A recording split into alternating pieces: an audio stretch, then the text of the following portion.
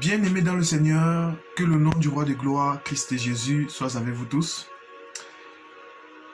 Alors, aujourd'hui, nous allons partager la parole du Seigneur sur une question c'est une question très importante, à savoir, lorsque Jésus-Christ disait « Élie, Élie, lama sabachthani », c'est-à-dire « Mon Dieu, pourquoi m'as-tu abandonné ?» bien-aimé.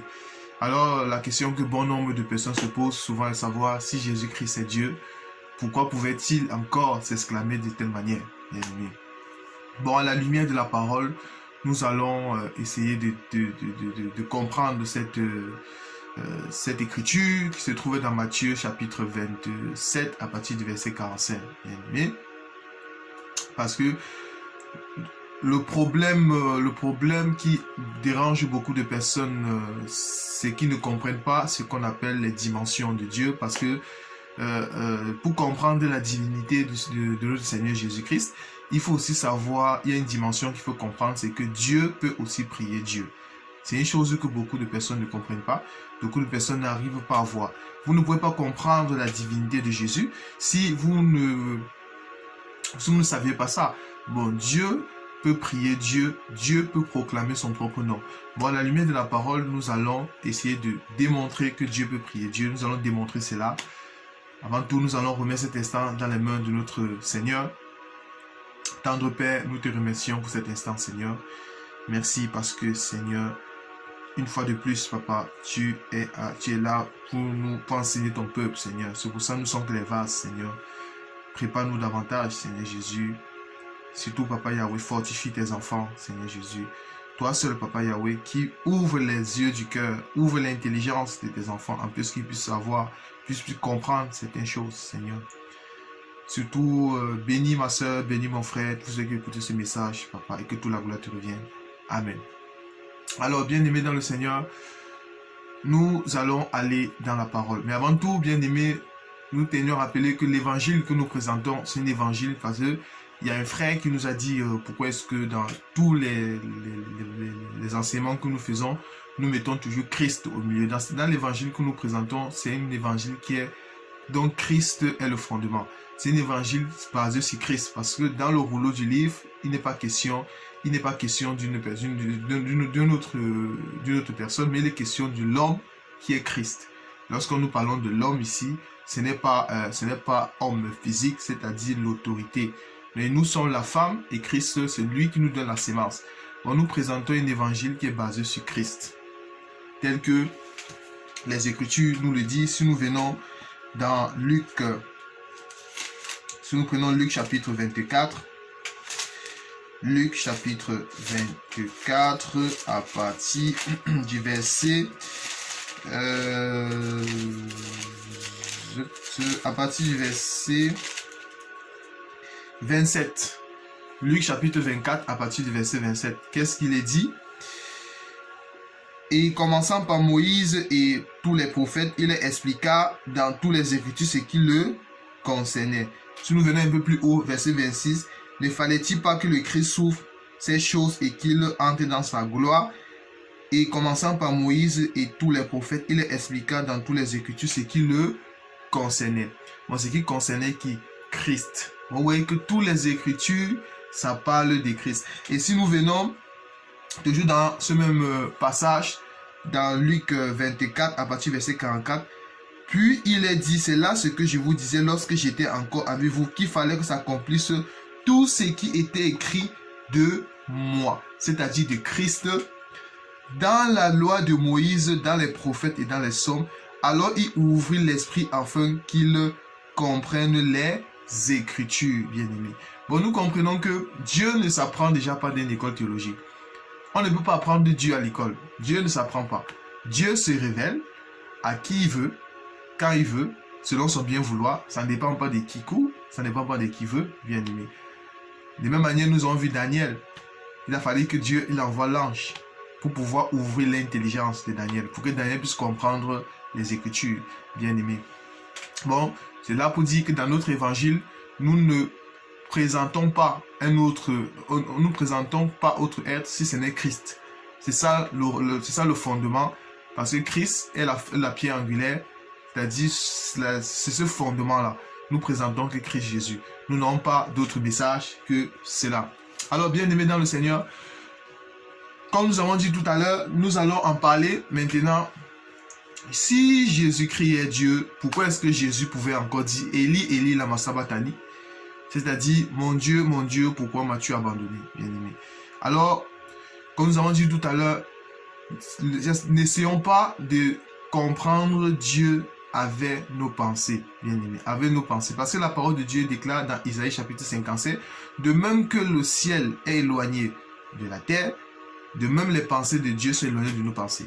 On ne cherche pas, parce que nous, les hommes, l'être humain veut raisonner avec Dieu, cherche à fermer Dieu dans le temps, c'est pas possible. Bon, nous allons essayer dans un premier moment de montrer d'abord que Dieu peut prier Dieu. Dieu peut proclamer son propre nom. Mais dans quelle dimension Dieu doit-il se mettre pour pouvoir proclamer son nom? Vous voyez, Dieu ne peut pas se prier lui-même, il ne peut pas se proclamer lui-même s'il ne prend pas une dimension autre que ce qu'il était au départ. Vous voyez, parce que si nous venons dans Matthieu chapitre 27, Matthieu chapitre 27 à partir du verset 45. Alors, qu'est-ce qu'il est dit? Depuis la 6e heure jusqu'à la 9e, il y eut des ténèbres sur toute la terre. Et vers la 9e heure, Jésus s'écria d'une voix forte, Eli, Eli, lama sabachthani, c'est-à-dire, mon Dieu, pourquoi m'as-tu abandonné? Et si nous allons dans Somme chapitre 22, à partir de Somme chapitre 22, verset 2, nous allons nous rendre compte que nous avons également ces mêmes écritures. Somme de David. Bon, David aussi, il avait dit cette écriture et c'est là que le Christ maintenant avait répété cela sur la croix. Bien aimé. Alors, si nous allons dans 1 Pierre, si nous voyons 1 Pierre, chapitre 1er, verset 10, 1 Pierre, chapitre 1er, verset 10. Alors, 1 Pierre, chapitre 1er, verset 10 nous dit,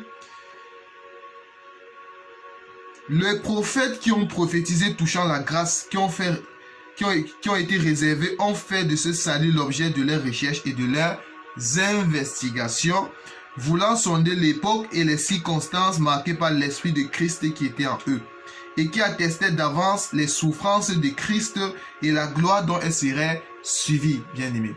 Bon, on nous dit ici que tous les prophètes qui ont existé, c'est-à-dire de Abel jusqu'à Jean-Baptiste, ils avaient l'Esprit de Christ. Que ce soit Noé, que ce soit Jérémie, que ce soit David, Daniel, Habakkuk, Ézéchiel, tous ces Abraham, Isaac, Jacob, tous là, Joseph, ils avaient l'Esprit de Christ en eux.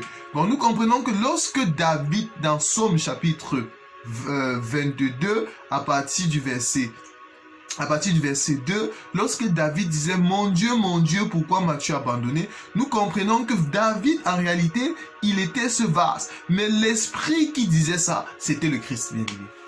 C'était le Christ. Vous voyez? Bon, nous allons montrer que Dieu peut prier Dieu. Alors, nous allons venir dans Exode chapitre 33. Exode chapitre 33, qu'est-ce qu'il est dit à partir du verset 15? Moïse lui dit, si tu ne marches pas toi-même avec nous, ne nous fais point partie d'ici.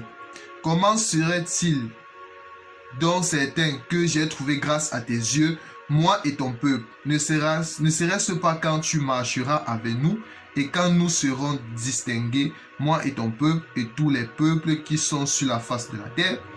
L'Éternel dit à Moïse, je ferai ce que tu me demandes, car tu as trouvé grâce à mes yeux et je te connais pas ton nom. L'Éternel répondit, je ferai passer devant toi toute ma bonté et je proclamerai devant toi le nom de l'Éternel. Je fais grâce à qui je fais grâce et miséricorde à qui je fais miséricorde. Bien-aimé.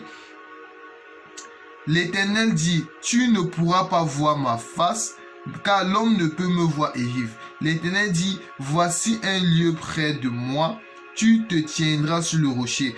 Quand ma gloire passera, je te mettrai dans le creux du rocher et je te couvrirai de ma main jusqu'à ce que j'ai passé, bien-aimé. Bon, Moïse dit à Dieu, fais-moi voir ta gloire. Mais l'Éternel dit à Moïse, alors je vais passer devant toi et je vais proclamer le nom de l'Éternel. Bon, l'Éternel proclame le nom de l'Éternel, bien-aimé. Vous voyez? Bon, c'est cette dimension que beaucoup de gens ne voient pas. Bon, Dieu proclame son propre nom. Mais la question qu'il faut se poser, dans quelle position Dieu doit se mettre pour pouvoir proclamer son nom? Parce que Dieu ne peut pas se prier lui-même, il ne peut pas se proclamer lui-même s'il ne prend pas une dimension autre qu'il était au départ. Alors, nous allons venir dans Exode chapitre 34. Nous allons voir quelle est la condition pour que Dieu proclame son nom. Ouais. Exode chapitre 34, verset 1er. L'Éternel dit à Moïse, taille deux tables de pierre comme les premières, et j'y écrirai les paroles qui étaient sur les premières tables que tu as brisées. Sois prêt de bonne heure, et tu monteras dès le matin sur la montagne du Sinaï, et tu te tiendras là devant moi. C'est-à-dire le Seigneur était sur la montagne. Qui était au ciel? Qui était au ciel, bien-aimé? Qui était au ciel? Devant moi, sur le sommet de la montagne. Que personne ne monte avec toi et que personne ne paraisse sur toute la maison, sur la montagne. Et même que mes brebis ni mes bœufs ne paissent près de cette montagne. Moïse tailla deux tables de pierre comme les premiers et il se leva de bon matin et monta sur la montagne du Sinaï selon l'ordre que l'Éternel lui avait donné, et il prit dans sa main les deux tables de pierre. Verset 5. L'Éternel descendit dans une nuée et s'étint là auprès de lui et proclama le nom de l'Éternel, bien-aimé. Bon, l'Éternel, il descend dans une nuée et s'étint auprès de lui et proclama le nom de l'Éternel. Verset 6. L'Éternel passa devant lui et s'écria. Bon, c'est l'Éternel qui passe devant Moïse et s'écriant, l'Éternel, l'Éternel, Dieu miséricordieux et compatissant, lent à la colère, riche en bonté et en fidélité, qui conserve son amour jusqu'à la millième génération et qui pardonne l'iniquité, la rébellion et le péché, mais qui ne tient point le coupable pour innocent, et qui punit l'iniquité des pères sur les enfants et sur les enfants des enfants jusqu'à la troisième et la quatrième génération. Aussitôt Moïse s'inclina à terre et se prosterna. Je ne sais pas si vous voyez cela. Bon, ici, on nous dit que l'Éternel proclame le nom de l'Éternel. L'Éternel descend dans une nuée. Bon, dans quelles conditions Dieu peut proclamer son propre nom? Dans quelles conditions Dieu peut se prier lui-même? Pour que Dieu se prie lui-même, pour que Dieu proclame son propre nom, il faut que Dieu descende dans une nuée, bien-aimé. Il faut qu'il descende dans la nuée. Dieu ne peut pas se prier lui-même, il ne peut pas proclamer son propre nom s'il ne descend pas dans une nuée. C'est quoi la nuée, bien-aimé? C'est quoi la nuée? La nuée ici, c'est ce qu'on appelle, c'est-à-dire, c'est ce qu'on appelle, c'est un peu comme un manteau où Dieu se cache. La nuée ici, c'est la faiblesse, c'est-à-dire Dieu, pour pouvoir se prier lui-même, il faut qu'il prenne la faiblesse, c'est-à-dire il faut qu'il descende parce que vous savez que Dieu est nu. Dieu est nu. Dans le jardin, si nous allons dans le jardin, nous allons rendre compte que Dieu était nu. Adam était nu aussi. Adam était nu. Pourquoi? Parce que Adam voyait Dieu. La nudité, lorsqu'on parle de nudité, ça veut dire la gloire de Dieu. Avant le péché, Adam, il voyait Dieu. Ce qui fait que il voyait Dieu parce qu'il était recouvert de la gloire de Dieu. Oui. C'est ça que la Bible nous présente deux types de nudité. Il y a d'abord la nudité avant le péché et la nudité avant le péché. Avant le péché et la nudité après le péché. Pourquoi? Quand Adam et Ève ont péché, la Bible nous dit que les yeux s'ouvrirent et ils connurent qu'ils étaient nus. Vous voyez? Bon, la nudité avant le péché, c'est une nudité qui consiste à être recouvert de la gloire de Dieu. Et la nudité après le péché, c'est cette nudité qui consiste à quoi? À l'opprobre, la honte qui consiste à perdre la gloire de Dieu. C'est ça la deuxième nudité, c'est-à-dire le péché. Quand survient le péché, Adam a connu qu'ils étaient nus. Vous voyez? Bon, lorsque Dieu prend la nuée, il faut que Dieu cache sa nudité. Ah, dans Exode chapitre 33, on nous a dit que Moïse ne peut pas voir la gloire de Dieu, que personne ne peut voir ma face et vivre. Bon, nous pouvons comprendre cette écriture en deux dimensions. Le Moïse qui ne peut pas voir la face de Dieu, c'est tout un peuple, c'est-à-dire le peuple Israël qui n'avait pas vu la gloire, qui n'a pas vu la face de Dieu. En d'autres termes, la loi, bien aimé. La loi, c'est-à-dire la loi était ténébreuse, la loi ne pouvait pas donner la vie. Vous savez, les ordonnances qui nous condamnaient. Mais nous pouvons aussi voir que Dieu, pour venir visiter son peuple, il fallait qu'il prenne un manteau, il fallait qu'il cache sa nudité, bien aimé. Bon, et si nous venons dans Jean, Jésus dit dans Jean que l'heure arrive et est déjà là où les vrais adorateurs vont adorer Dieu en esprit et en vérité, bien aimé. Bon, que Dieu est esprit. Bon, plus que Dieu est esprit, c'est-à-dire c'est l'esprit éternel. Dieu esprit, c'est-à-dire l'esprit éternel dans les cieux, c'est-à-dire quand il descend, il faut qu'il prenne la nuée. Et maintenant, l'éternel dans la nuée doit prier l'éternel dans les cieux. Est-ce que ça veut dire qu'il y a trois dieux? Non, bien aimé. Parce que dans cet évangile, nous croyons à un seul Dieu. Il n'y a pas deux dieux, il n'y a pas trois dieux, encore moins un Dieu en trois personnes. Parce que l'esprit n'est pas un Dieu. L'esprit n'est pas une personne, autant pour moi. L'esprit n'est pas une personne. Bon, Dieu, il est unique, tel que Isaïe chapitre 45 nous le dit. Il y a un seul Dieu, en dehors de moi, il n'y a pas d'autre Dieu, bien aimé. Bon, Dieu, lorsque l'éternel esprit dans les cieux, quand il veut venir visiter l'homme, il prend la nuée, il cache sa nudité, bien aimé. Bon, c'est ça qu'il faut comprendre. Pour se prier lui-même, c'est-à-dire, il prend la faiblesse, il faut qu'il cache sa nudité, il faut qu'il prenne la nuée pour pouvoir proclamer son nom, pour pouvoir se prier lui-même. Est-ce que ça signifie qu'il y a deux dieux? Non. Allons toujours dans Jean chapitre 3. Que nous dit Jean, bien aimé? Si nous venons dans Jean chapitre 3. Jean chapitre 3. Jean chapitre 3. C'est vraiment Jean chapitre 3 normalement. Vous savez l'écriture? Ah, c'est là. Jean chapitre 3. Que nous dit Jean chapitre 3? Personne n'est monté au ciel. Non, commençons déjà à partir du verset 9. Nicodème lui dit, comment cela peut-il se faire?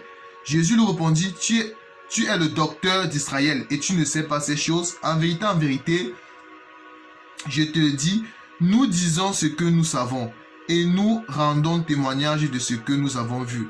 Et vous ne recevez pas notre témoignage. Si vous ne croyez pas quand je vous ai parlé des choses célestes, comment croyez-vous quand je vous parlerai des choses célestes? Verset 13.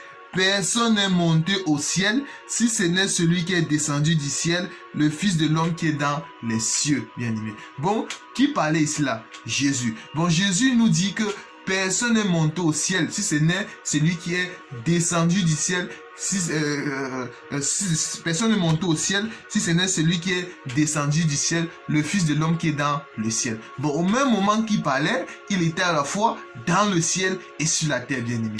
Ça, c'est ça notre Dieu, bien aimé. Ça, c'est ça notre papa. Ça, c'est ça la toute puissance de notre papa. Le point, c'est que l'être humain veut raisonner avec Dieu. C'est ça qui est embêtant. L'être humain veut prendre Dieu pour mettre Dieu dans une dimension. Alors que Dieu, les cieux des cieux ne peuvent pas le contenir, bien aimé. C'est ça. Et si la question que certaines personnes se posent aussi, Jésus-Christ est Dieu. Pourquoi est-ce que dans Marc chapitre 9, dans Marc chapitre 1er, autant pour moi, verset 9, qu'est-ce qu'il est dit dans Marc? Marc chapitre 1er. En ce temps-là, Jésus vint de Nazareth en Galilée. Il fut baptisé par Jean dans le Jourdain. Au moment où il sortait de l'eau, il vit les cieux s'ouvrir et l'Esprit descendit sur lui comme une colombe. Et une voix fit entendre des cieux ces paroles. Tu es mon fils bien-aimé, en toi j'ai mis toute mon affection. Bien-aimé. Si Jésus-Christ est Dieu, pourquoi la voix s'est fait encore entendre dans le ciel, bien-aimé? Bien-aimé. Vous voyez, quand vous n'avez pas la révélation de certaines choses, à la manière de l'homme, on va commencer à dire, ah, comment c'est possible que, comment est-ce que Dieu, il peut être Dieu? S'il est Dieu là, si Dieu était sur terre, pourquoi est-ce que la voix s'est fait encore entendre dans les cieux, bien-aimé? Déjà, bien-aimé, nous tenons à rappeler que Josué déjà avait laissé l'autel dans le Jourdain là-bas. Josué. C'était quand notre Seigneur Jésus était dans le Jourdain là-bas, c'était déjà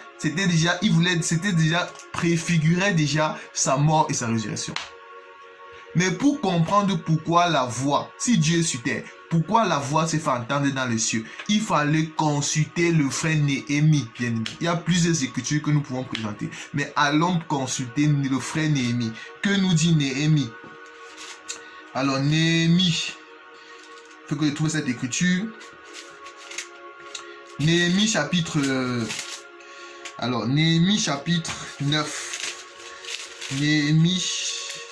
Néhémie chapitre 9. Alors, il est où Néhémie? Ah là, il est là. Néhémie chapitre 9. On va essayer de répondre. Pourquoi est-ce que Jésus-Christ, quand il s'est fait baptiser, pourquoi est-ce qu'il y a une voix dans les cieux qu'ils ont fait entendre? Vous savez, Yoshua, Dieu a tout mis dans sa parole, bien aimé. Venons dans Néhémie 9, à partir du verset 12. Tu les guidas le jour par une colonne de nuée et la nuit par une colonne de feu qui les éclairait dans le chemin qu'ils avaient à suivre. Tu descendis sur la montagne du Sinaï, tu les parlas du haut des cieux et tu leur donnas des ordonnances justes, des lois, des vérités, des préceptes et des commandements excellents, bien-aimés. Bon, c'est-à-dire, Néhémie chapitre 9, verset 13. Tu descendis sur la montagne du Sinaï et tu leur parlas du haut des cieux. Vous voyez? Bon, c'est-à-dire que Dieu, pour donner ses commandements, il était sur la montagne du Sinaï. Mais la voix de Dieu ne s'est pas fait attendre sur la montagne, mais sur le haut des cieux, bien-aimé. Dieu était sur terre, mais sa voix s'est fait entendre dans les cieux, bien-aimé. Vous voyez? Il était sur la terre pour donner ses commandements, mais sa voix s'est fait entendre dans les cieux. Mais pourquoi ça ne vous choque pas? Mais quand c'est Yoshua Mashiach Christ Jésus, ça choque les gens. Nous comprenons que Dieu, c'est-à-dire Dieu, quand il descend là, quand il est sur là, il prend la nuée, alors il est soumis, c'est-à-dire que c'est la faiblesse, alors il peut prier le Dieu éternel esprit dans les cieux, bien aimé. Nous allons toujours aller dans la parole qui doit toujours aller dans le même sens de ce que nous disions. Allons dans 2 Corinthiens. Dans 2 Corinthiens chapitre 13, verset 3. 2 Corinthiens 13, à partir du verset 3. Plus que vous cherchez une preuve que Christ parle en moi, plus que vous cherchez une preuve que Christ parle en moi, lui qui n'est pas faible à son égard, mais qui est puissant parmi nous. Oui? Donc Christ qui n'est pas faible, mais qui est puissant parmi nous. Mais car il a été crucifié à cause de sa faiblesse. Bon, dans la deuxième épître de Paul, à son chapitre 13, l'apôtre Paul nous dit que Christ n'est pas faible, mais qui est puissant. Mais il a été crucifié à cause de sa faiblesse. Mais est-ce que Paul se contredit? Non, bien aimé. Mais la question qu'il faut se poser, parce que rappelez-vous de cette écriture dans Jean chapitre 8. Les Juifs, ils demandent au Seigneur Jésus, tu n'as même pas encore 50 ans. Tu dis que tu as vu Abraham. Mais Abraham, Jésus dit que Abraham a tressailli de joie de ce qui verrait mon jour. Avant que Abraham fût, je suis. Du coup, il a été une pierre d'achoppement pour Israël, au point qu'Israël a voulu le lapider. Parce qu'il parlait à Israël en parabole. Vous voyez que les paraboles ne donnait pas la vie. Parce qu'il y a le songe, il faut avoir l'interprétation du songe pour avoir la vie. Vous voyez? Bon, nous comprenons que noir sur blanc dans les écrits, nous comprenons que les Juifs avaient raison. Parce que Jésus, homme, il a commencé son ministère à 30 ans. Il a achevé environ 33 ans, plus ou moins, comme ça. Mais Jésus, dans sa chair, il n'avait pas vu Abraham. Nous sommes tous d'accord. Les Juifs avaient raison. Noir sur blanc écrit. Les Juifs avaient raison. Mais dans la révélation, en fait, c'était Christ qui avait vu Abraham.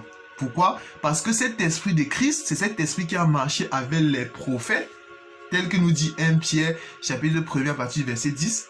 C'est cet esprit qui a marché, qui était dans tous les prophètes. En réalité, il cherchait son corps. On verra. Il cherchait son corps pour entrer dans le temps. Bon, lorsque Jésus disait qu'il a été avant Abraham, en réalité, c'était Christ. Parce que le Christ a toujours existé. Il n'a pas eu de commencement de vie. Il n'a pas eu de fin de vie. Il a toujours été là, même avant la fondation du monde. Bien aimé. Le Christ était là. Avant la fondation du monde, le Christ a toujours existé. Ouais. Mais c'est cette révélation que les Juifs n'avaient pas à la personne du Seigneur. Vous voyez? Bon, nous comprenons que le Christ qui est puissant, qui n'est pas faible, mais qu'il a été crucifié à cause de sa faiblesse, il faut se poser la question, c'était quoi la faiblesse de Christ? C'était quoi la faiblesse de Christ? Pour ça, il faut toujours aller dans la parole, bien aimé. Nous n'allons pas chercher la réponse ailleurs. Venons dans la parole. Hébreux chapitre 10, à partir du verset 5. Hébreux 10, chapitre 5. C'est pourquoi Christ, bien aimé, j'aime la précision de l'écriture. On nous dit Christ, on ne dit pas Jésus. C'est pourquoi Christ entrant dans le monde, vous voyez, c'est pourquoi Christ entrant dans le monde, il était où avant, bien aimé? Où était le Christ avant qu'il entre dans le monde? Parce que pour entrer dans le monde, ça veut dire qu'il était quelque part avant. Nous comprenons que le Christ, c'est l'Esprit éternel. Il a toujours existé. Il n'a pas eu de commencement de vie. Il n'aura pas de fin de vie. Vous voyez? C'est pourquoi Christ entrant dans le monde dit, tu n'as voulu ni sacrifice, ni offrande, ni holocauste, mais tu m'as formé un corps. Ah, j'aime ça, bien aimé. Bon, le Christ, pour entrer dans le monde, étant l'Esprit éternel, n'ayant pas de commencement de vie, n'ayant pas de fin de vie, qui a été avant la fondation du monde, pour entrer dans le monde, en d'autres termes, pour entrer dans le temps, c'est fait. Il a fallu qu'il se fasse un corps. Vous voyez? Il a fallu qu'il se fasse un corps. Jean, chapitre 1er, nous dit, au commencement était la parole. La parole était avec Dieu. Et la parole était Dieu. Et la parole s'est fait chair. Ah! Bon, nous comprenons que la parole s'est fait chair, veut dire la parole a pris, c'est-à-dire la parole a pris un corps. Vous voyez? La parole a pris la faiblesse. La parole a pris un corps. Bon, nous comprenons que le Christ qui est puissant, mais qui n'est pas faible, mais qui a été crucifié, qui s'est permis, le Dieu éternel esprit, se permet de prendre la faiblesse. C'était quoi ces faiblesses? Le corps. Bon, nous comprenons également que si nous venons dans Hébreux chapitre 2, Hébreux chapitre 2 nous dit quoi? Que de même que les enfants participent au sang et à la chair, lui-même a participé afin d'être semblable à ses frères bien-aimés. Bon, nous comprenons que le Christ, le corps que Christ a pris pour entrer dans le monde, il s'appelle Jésus. Pour entrer dans le monde, Christ s'est fait un corps et il s'appelait Jésus. Bon, nous pouvons conclure que Jésus, c'était la faiblesse de Dieu. Jésus, c'était la nuée où Dieu se cache. Jésus, c'était la nuée, c'est-à-dire, c'était le manteau. C'est-à-dire où Dieu cache sa nudité, bien aimé. C'est ça, la Bible nous dit que toute la plénitude de Dieu est en Jésus. Vous voyez? C'est pour ça également que dans Isaïe chapitre 37, que nous dit la parole, que les signes, que Dieu lui-même viendra et nous sauvera. Bon, les signes qui vont montrer que Dieu est sur terre, les aveugles vont voir, les estropiés vont marcher, les malades seront guéris, les morts seront ressuscités. Mais lorsque nous allons voir Matthieu chapitre 11, lorsque Jean le Baptiste était en prison, il envoie les disciples avec le Seigneur Jésus. Il dit que, es-tu celui que nous devons attendre ou nous devons en attendre un autre? Maintenant, le Seigneur Jésus dit que, allez dire à Jean, les aveugles voient, les estropiés marchent, je ressuscite les morts, bien aimé. Là, le Seigneur Jésus, notre maître, il avait renvoyé Jean dans Isaïe chapitre 37. Il a dit, heureux que je ne serai pas une occasion de chute. Bon, nous comprenons que quand Jean a compris cela, il a compris que Dieu est sur la terre, bien aimé. Il a compris que Dieu est sur la terre. Parce que vous voyez, bon, Jean avait compris que Dieu était sur la terre, bien aimé. Bon, nous comprenons que le Christ qui est le Père, quand il entre dans le monde pour venir donner la rédemption à l'homme, parce que étant esprit, il n'a pas de sang, pour venir donner la rédemption, il fallait qu'il se fasse un corps. Emmanuel, Dieu parmi nous. Le mystère de la piété est grand, car Dieu s'est fait chair, tel que c'est dans 2 Thessaloniciens 3,16, bien aimé. Et si nous prenons Philippiens. Prenons Philippiens.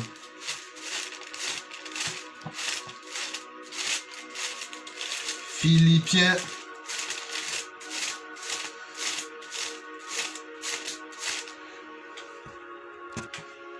Avant de venir dans Philippiens, bien aimé, vous savez, il y a une écriture dans Jean, que lorsque je lis, vraiment notre papa, il tient vraiment le monde entre ses mains. Le Seigneur tient vraiment le monde entier entre ses mains. Lorsque notre Seigneur, il était devant la place du pavé, devant Pilate. Pilate pose la question au Seigneur, mais le Seigneur n'a pas répondu. Pilate dit au Seigneur que, c'est à moi que tu ne réponds pas? Ne vois-tu pas que j'ai le pouvoir de te crucifier ou de te faire libérer? Mais le Seigneur répète, le Seigneur Jésus dit, si tu as ce pouvoir sur moi, c'est parce que le Père a voulu te le donner, bien aimé. Bon, en réalité, nous comprenons que lorsque les Romains étaient en train de frapper Jésus, c'est toujours Christ qui donnait la force aux Romains de frapper son corps, bien aimé. C'est le Christ qui donnait la force aux Romains de frapper son corps. Parce que dans la révélation, noir sur blanc, dans la doctrine, lorsque nous lisons, nous voyons que ce sont les Romains qui ont crucifié Jésus, qui ont tué Jésus. Mais dans la révélation, nous comprenons que c'est le Père qui a tué Jésus à la croix, bien aimé. C'est le Christ qui a tué Jésus. Pourquoi? Si nous allons dans Genèse, Abraham quitte sa maison. Il prend Isaac, son fils. Il prend l'âne.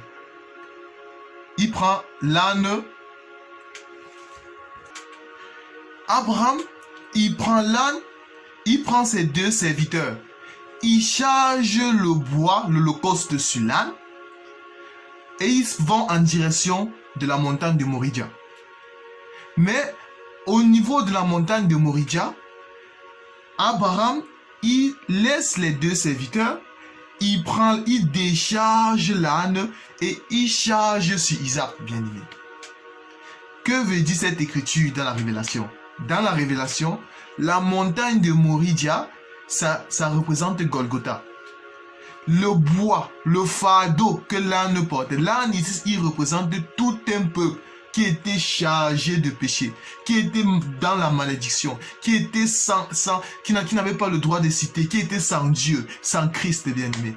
C'est ça l'âne ici. Maintenant, le fardeau, c'était le péché. Maintenant, Abraham, il prend le fardeau, le bois, et l'holocauste, et le bois, et il charge sur Isaac, bien aimé. En d'autres termes, le péché, c'est-à-dire, il a déposé ça sur son fils Isaac. Et c'est Abraham et son fils qui montent sur la montagne de Moridia, c'est-à-dire au niveau de Golgotha.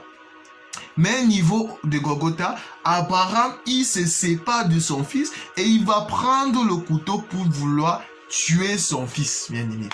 Bon, là, c'est pas notre enseignement. Bon, nous comprenons que c'est le Père qui a tué Jésus à la croix dans la révélation, bien aimé. C'est le Christ c'est le Père qui tue son Fils. Bon, c'est le Christ qui donnait toujours la force aux Romains de frapper Jésus, bien aimé. Vous voyez? Là, nous sommes dans la révélation. Noir sur blanc, ce sont les Romains. Mais quand nous essayons d'aller dans la révélation, nous comprenons cela, bien aimé, dans le Seigneur. Bon, si nous venons dans Philippiens chapitre 2, pour finir, on nous dit, ayez en vous les mêmes sentiments. Et Philippiens chapitre 2, à partir du verset 5. Ayez en vous les mêmes sentiments qui étaient en Jésus-Christ, lesquels existaient en forme de Dieu, bien aimé. Bon, Jésus-Christ, il existait en forme de Dieu, n'a point regardé comme une proie arrachée à être égal à Dieu, mais s'est dépouillé, bien aimé. En d'autres termes, il a pris un corps, bien aimé. Il a pris la faiblesse. C'est ce que ça veut dire, ça. En prenant la forme d'un serviteur, en devenant semblable aux hommes, Emmanuel, Dieu parmi nous. C'est ça le mystère de la piété. Dieu se fait chair, bien-aimé. En ayant paru comme un simple homme, il s'est humilié lui-même, se rendant obéissant jusqu'à la mort, même jusqu'à la mort à la croix, bien-aimé. Bon, vous voyez, il faut comprendre les dimensions de Dieu. Ce sont les dimensions. Dieu, pour venir sauver l'homme, il ne peut pas venir avec toute sa gloire. Il est pour entrer dans le temps, il a pris la faiblesse. Et c'est cette faiblesse-là que tout le monde pouvait toucher. C'est cette faiblesse-là que les Romains pouvaient frapper. C'est cette faiblesse-là qui pouvait avoir soif. C'est cette faiblesse-là qui pouvait se fatiguer. Vous voyez? Bon, Jésus, c'est la faiblesse de Dieu. Jésus, c'est le manteau où Dieu se cache. Bon, Jésus, c'est quelque chose, dans Jésus, c'était la plénitude de Dieu. C'est là où le Père se cache, bien aimé. Le Christ, il était en Jésus. Bon, ce sont ces dimensions que beaucoup de gens n'arrivent pas à voir, bien aimé. Bien aimé dans le Seigneur, nous pouvons finir sans exhorter qui que ce soit. La Bible nous dit que devant Jésus, tout genou fléchit dans les lieux célestes, bien aimé. Tout genou fléchit devant le Seigneur Jésus-Christ. Tout genou, sans exception. Que ce soit dans le ciel, que ce soit sous la terre et sur la terre, dans les eaux, tout genou fléchit. On n'a pas dit d'autres genoux. Également, toute langue confesse que Jésus-Christ est Seigneur des Seigneurs, bien-aimé. Bien-aimé dans le Seigneur, sauf Jésus-Christ sauve. Le seul salut, c'est Jésus-Christ. Sans Jésus-Christ, il n'y a pas de vie. Sans Jésus-Christ, il n'y a pas de paix, bien-aimé. La véritable paix, c'est Jésus-Christ.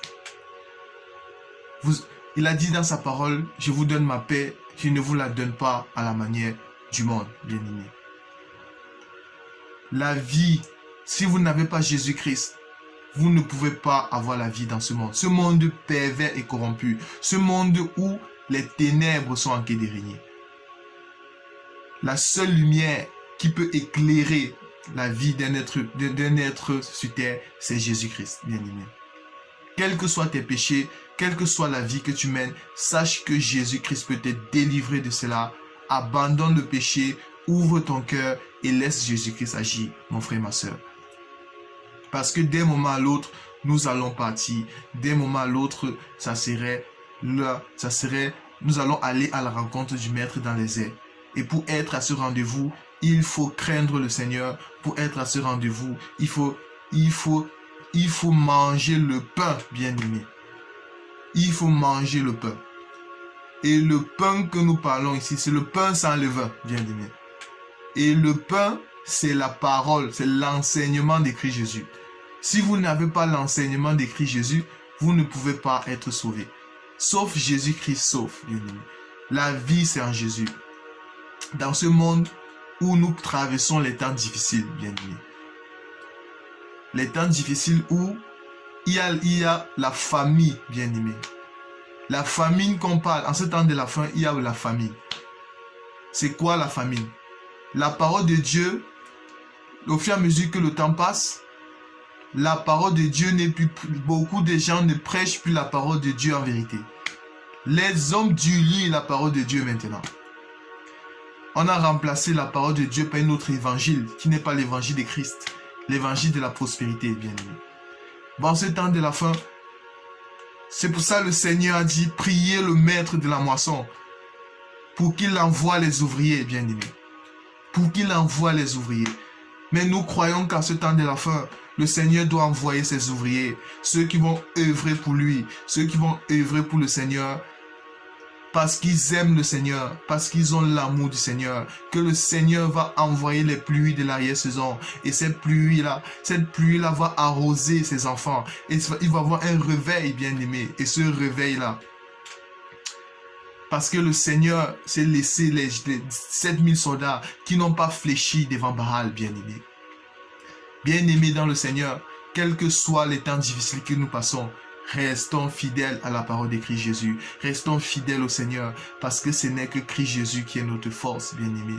Ne laissez jamais personne vous éloigner du chemin. La Bible déclare, le seul salut se trouve en Jésus. En dehors de Jésus, il n'y a pas de salut. En dehors de Jésus, il n'y a pas la vie. En dehors du Seigneur Yeshua Mashiach, la vie n'existe pas, bien-aimé. Sauf Jésus-Christ peut t'arroser de sa pluie, bien-aimé. Et la pluie de Dieu en ce temps de la fin, c'est l'enseignement de Christ Jésus. Parce que nous sommes dans le temps de la grâce. Dieu est le même hier, aujourd'hui et éternellement. La Bible nous dit que Dieu, il parlait à nos pères par les prophètes. Mais dans les derniers jours, nous sommes dans les derniers jours qui a commencé de la croix jusqu'à l'enlèvement de l'église, c'est-à-dire le temps de la grâce. Dieu nous parle par le Fils, bien-aimé. Si tu n'as pas le Fils, tu ne peux pas être sauvé. Si tu n'as pas l'enseignement de Christ Jésus, tu n'as pas la vie, bien-aimé. Bon, la vie, c'est l'enseignement de Christ Jésus. C'est ça la vie, bien-aimé. Pour avoir la vie, c'est Jésus-Christ. Si tu n'as pas le Maître, tu n'as pas la vie. La lumière du monde qui éclaire, c'est Jésus-Christ, bien-aimé. Le pain, c'est Jésus-Christ. L'eau de vie, c'est Jésus-Christ. Le rocher des âges qui nous abreuve, c'est Christ Jésus, bien-aimé. C'est le Seigneur. La vie éternelle, c'est Jésus-Christ. Bien-aimé. Qui que tu sois, ne dis jamais que c'est fini. Tant que Jésus-Christ n'a pas dit que c'est fini, sache que continue la course, bien-aimé. Continue la course. N'abandonne jamais la course parce qu'un homme t'a dit c'est fini. Oh non, au contraire. Continue ta course. Quels que soient les temps difficiles, quelles que soient les embûches que tu rencontres sur ton chemin, n'abandonne jamais la course parce que l'homme peut te dire que c'est fini, mais il y a quelqu'un qui a le dernier mot. C'est Jésus-Christ, bien-aimé. C'est Jésus-Christ. Tant que Jésus-Christ, c'est lui qui a le dernier mot. C'est le Dieu des cas impossibles, bien-aimé. C'est quand l'homme dit c'est fini, que c'est fini pour toi. Tu as raté, c'est totalement perdu. Mais sache que Jésus-Christ, c'est celui qui a le dernier mot de ta vie. C'est celui-là qui est l'alpha et l'oméga, le Dieu créateur bien-aimé, tel que Colossiens nous dit, en lui ont été créées toutes choses, que ce soit dans les cieux, sur la terre, les autorités, les dominations. Bon, devant notre maître, devant mon maître, Christ Jésus, tout genou fléchit, bien-aimé. Même les démons ne peuvent pas tenir devant Jésus. Même Satan ne peut pas fixer mon maître dans les yeux, bien-aimé. Il ne peut pas fixer mon maître dans les yeux. Devant mon maître, Christ Jésus, il est à genoux, pieds sur terre, bien-aimé. Bien-aimés dans le Seigneur, soyez fortifiés dans le nom du Seigneur Jésus-Christ. Alors nous allons prier le Seigneur. Merci Seigneur Jésus-Christ pour cet enseignement, pour ce message, Papa Yahweh. Je crois Seigneur Jésus que Papa Yahweh, tu dois toucher mes frères, tu vas toucher ceux qui ne te connaissent pas encore Seigneur. Tu vas enseigner ton peuple, Papa Yahweh. Parce que nous sommes les vases, nous ne sommes rien Seigneur Jésus, nous ne sommes rien. C'est toi seul qui dois être présenté au monde Seigneur Jésus. C'est pour ça Papa Yahweh, nous disons toujours, allez à Jésus, allez à Jésus. Allez voir le Maître. C'est le Maître qui guérit, c'est le Maître qui soigne, c'est le Maître qui guérit les cœurs brisés, c'est le Maître qui guérit les malades, c'est le Maître qui guérit ceux qui sont dépressifs, c'est le Maître qui guérit ceux qui ont faim, c'est le Maître qui doit manger l'eau de vie. C'est toi, Papa Yahweh, c'est toi, Seigneur Jésus. C'est pour ça, prends le contrôle et veille sur mes frères et sœurs. Guéris ceux qui sont malades, envoie ta pluie, Seigneur, afin de toucher, Seigneur Jésus, mes frères et sœurs dans le monde. Et surtout, Papa Yahweh, garde mes frères et sœurs qui sont dans le monde et qui te craignent, Seigneur Jésus. En ce temps de la fin où les hommes se paganisent davantage, Seigneur Jésus, préserve tous ceux qui sont les tiens, Seigneur. Parce que nous croyons, Seigneur Jésus, que tu nous as élus avant la fondation du monde. Tu as connu tes enfants d'avance, Seigneur Jésus. Seigneur Jésus, tu as dit dans ta parole que tu ne pries pas pour le monde, mais tu pries, Seigneur Jésus, pour ceux que le Père t'a donné, Seigneur. Parce que tu ne permettras que personne ne te perde, Seigneur Jésus. C'est pour ça, Papa Yahweh, garde tous tes enfants, Seigneur Jésus. Et surtout, augmente notre force, Seigneur Jésus. Nous savons que nous avons ton esprit, Seigneur. Malgré les attaques, Seigneur, malgré les temps difficiles que nous passons, nous savons que nous avons ton esprit. Et ton esprit nous fortifie parce que nos vies sont cachées en toi, dans les lieux célestes, Seigneur. Béni soit ton nom, tendre Père, et que toute la gloire te revienne. Merci, bien-aimé dans le Seigneur. Nous croyons avoir répondu à cette question. Et Maranatha, Maranatha, notre roi de gloire revient bientôt, Seigneur Jésus. Et dans bientôt, nous allons aller à la rencontre de notre papa. Et nous prions que le Seigneur vous bénisse. Et que la main du Seigneur soit sur vous tous. Et que la parole du Seigneur soit dans le cœur de ses enfants. En vérité, et surtout que nous mettions en pratique la parole du Seigneur, c'est ce qui est le plus important. Que le nom du roi de gloire vous bénisse. Maranatha, Maranatha, le roi de gloire revient bientôt. C'était votre frère. À la prochaine, selon que le Seigneur Jésus-Christ aura voulu. Merci.